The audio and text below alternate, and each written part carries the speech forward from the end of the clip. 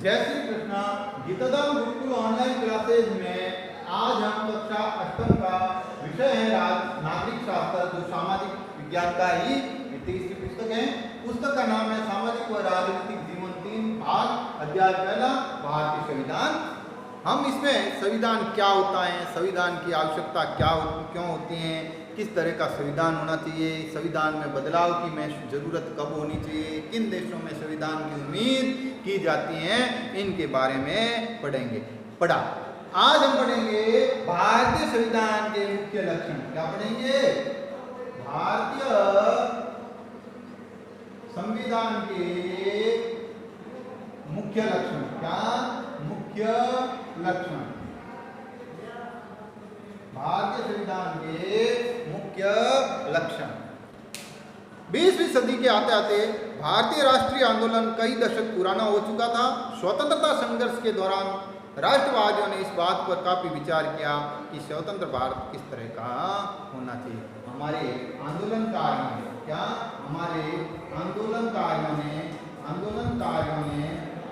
ने ये विचार दिया कि भारत कैसा होना चाहिए। ये हमारे आंदोलनकारियों की जो एक विचारधारा थी। ब्रिटिश शासन के अंतर्गत उन्हें जिन नियमों को मानना पड़ता वे उन्होंने खुद नहीं बनाए थे। औपनिवेशिक राज्य के लंबे अत्याचारी शासन ने भारतीयों के सामने इतना जरूर स्पष्ट कर दिया कि प्रत्येक नागरिक को सम्मान माना जाए और सभी को सरकार में हिस्सेदारी मिलनी चाहिए। अब उन्होंने विचार दिया कि किस तरह का विचार है कि सभी नागरिक समान हो। क्या हो? समान हो और सरकार में उनकी हिस्सेदारी हो। क्या हो? हिस्सेदारी हो। ये दो बातें उनको व्यवस्थित कर रही थी। इसके बाद उन्होंने तय किया कि भारत में लोकतांत्रिक सरकार का गठन कैसा हो और उसके कामकाज के नियम और क्या हो। यह किसी एक आदमी के वश का नहीं था। इसमें लगभग 300 लोगों ने योगदान दिया। 1946 में गठित की गई संविधान सभा के सदस्य थे। भावी संविधान के निर्माण के लिए अगले 3 साल तक संविधान की बैठकें होती रही। अब उन्होंने इसके लिए हमारे संविधान सभा का निर्माण किया। क्या?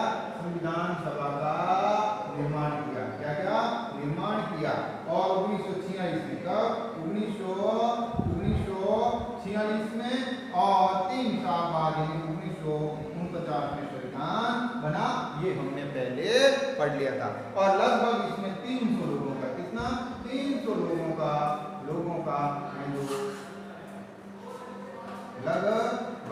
लगभग 300 लोगों का है जो इसमें है जो सहयोग था।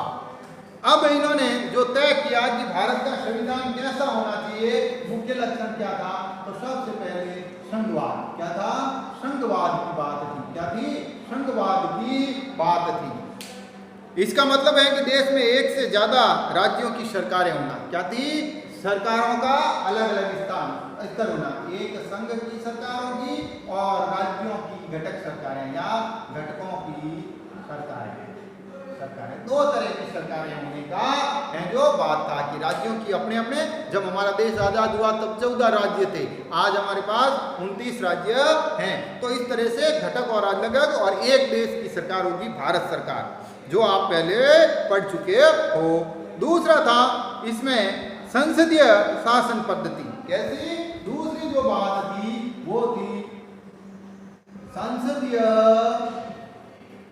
शासन पद्धति, यानी सरकार का, संघ सरकार का निर्माण संसद से होगा। कहां से होगा? संसद से होगा। ये दूसरी पद्धति थी। सरकारों के सभी स्तरों पर प्रतिनिधियों का चुनाव लोग खुद करेंगे, जैसा आप पहले पढ़ चुके हो। इसमें यह था कि भारतीय जनता को वैश्विक मताधिकार पढ़ने के योग्य बना दिया। उन्हें विश्वास था कि इससे न केवल लोकतांत्रिक सोच और तौर तरीकों को प्रोत्साहन मिलेगा, बल्कि जाति, वर्ग और औरत मर्द के फर्क पर आधारित ऊंच नीच की बेड़ियों को भी तोड़ा जा सकेगा। सार्वभौमिक मताधिकार का मतलब है अपने प्रतिनिधियों का, और इसके लिए लोगों को क्या दिया गया? वैश्विक मताधिकार। वय के आधार, वय या उम्र के आधार पर वोट देने का अधिकार। पिछली अध्याय में हमने पढ़ा था कि कैसा अधिकार, वोट देने का। वैसे जब ये शुरुआत में 21 वर्ष था, वर्तमान में ये जो 18 वर्ष हैं, व्यक्तियों को कोई भी वोट देने के लिए किसी भी शर्त का निर्धारण नहीं किया। एक शर्त की उम्र, और वो उम्र के आधार पर वोट देगा।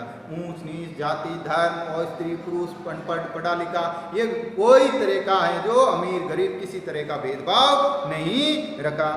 चाहे उसकी सामाजिक पृष्ठभूमि कैसी हो, वो अपना प्रतिनिधि खोजेंगे। और वोट देने के आधार पर उनको क्या हुआ, प्रतिनिधि चुनने का, क्या प्रतिनिधि चुनने का अधिकार मिला। क्या है, चुनने का अधिकार मिला, प्रतिनिधि चुनने का अधिकार मिला।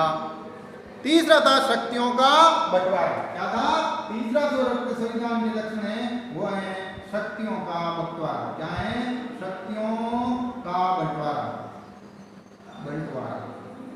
शक्तियों का बंटवारा। तीसरा जो चुनाव रखा गया, संविधान के अनुसार सरकार के 3 अंग रखे गए और इन 3 अंगों को बांट दिया गया। सरकार के 3 अंग रखे गए, व्यवस्थापिका, कार्यपालिका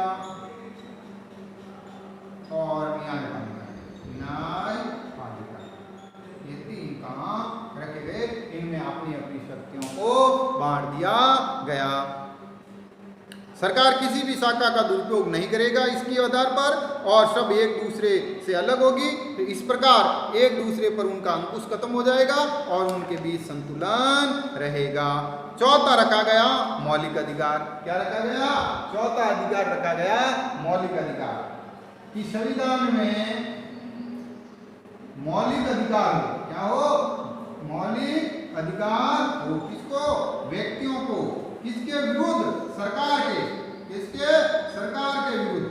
किसके, सरकार के विरुद्ध मौलिक अधिकार हो।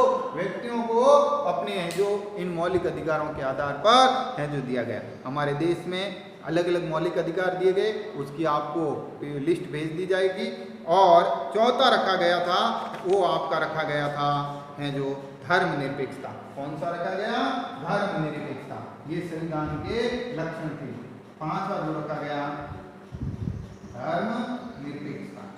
कौन सा रखा गया, धर्मनिरपेक्षता।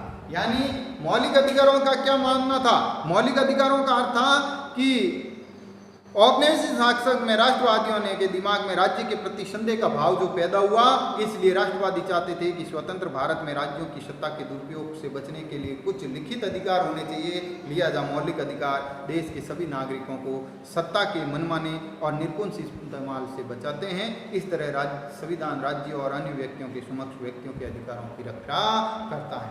विभिन्न अल्पसंख्यक समुदाय भी चाहते थे कि संविधान के ऐसे अधिकारों को शामिल किया जाए जो उनके समूह की रक्षा कर सके। फलस्वरूप बहुसंख्यकों से अल्पसंख्यकों के अधिकारों की रक्षा का भी आश्वासन इस संविधान में दिया गया था। इस तरह से ये मौलिक अधिकार हमारे प्रत्येक व्यक्ति के अधिकारों की रक्षा करते थे। और इसके अलावा हमारे संविधान में एक खंड नीति निर्देशक तत्वों का भी दिया गया। संविधान सभा के सदस्यों ने यह खंड इसलिए जोड़ा ताकि ज़्यादा सामाजिक और आर्थिक सुधार लाए जा सके। वे चाहते थे कि स्वतंत्र भारत राज्य जनता की गरीबी दूर करने वाले कानून और नीतियां बनाए, जिससे जो उनके मार्गदर्शन के रूप में वह संविधान चलता रहे। रही बात धर्मनिरपेक्षता की, तो धर्मनिरपेक्ष वह राज्य होता है जिनमें राज्य अधिकृत रूप से किसी भी धर्म को राजकीय धर्म के रूप में नहीं होगा। यानी राज्य का राजकीय धर्म नहीं होगा, राज्य का धर्म नहीं होगा। राज्य के व्यक्तियों का तो होगा लेकिन राज्य का नहीं होगा, और नहीं राज्य किसी धर्म विशेष को बढ़ावा देगा। ये अब पाठ हम जब अगला पाठ पढ़ेंगे धर्मनिरपेक्षता वाला, उसमें पढ़ेंगे। भारतीय संविधान के जिन अवयवों का जिक्र किया वे कई बार जटिल होते दिखाई दिए, उसको समझने के लिए मुश्किल भी महसूस होती है। लेकिन अभी आप इस बारे में ज़्यादा फिक्र नहीं करें। आपकी आगे के पुस्तकों में इस तरह के हैं जो जटिलताओं पर आपका अध्याय करवाया जाएगा और लगातार आप सीखते जाएंगे। धन्यवाद। कल हम इसमें आपके मौलिक अधिकार कौन कौन से हैं उसकी एक लिस्ट देंगे।